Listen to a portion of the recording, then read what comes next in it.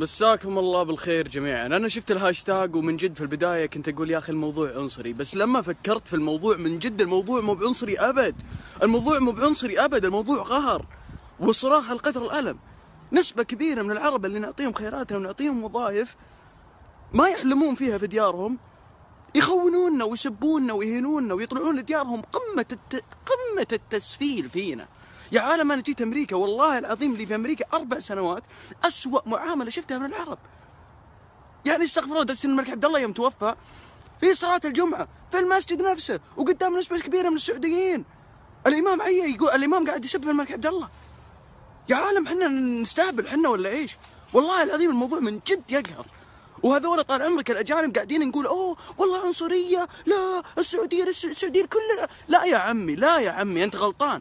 السعوديه للسعوديين، والبلد ما راح يطوره اجنبي يستلم 20,000 ويرجع. البلد راح يطوره انا وانت السعوديين. الاجنبي يستلم فلوس ويمشي. اذا الاجنبي مؤهل مرحب ومسهل، اذا الاجنبي ما هو مؤهل او في سعودي مؤهل نفس التاهيل، لا الاجنبي ما له مكان. انا اتحدى الناس اللي تقول عنصريه تطلع تلقى لها وظيفه في لبنان او مصر او العراق. اتحداهم تحدي. يعني من جد اقسم بالله العظيم الموضوع قهر، الموضوع غبن. الواحد يجي يتغرب في امريكا يقعد سنين يدرس هنا يرجع يقعد عاطل. ليش؟ لان طوني ماخذ وظيفته.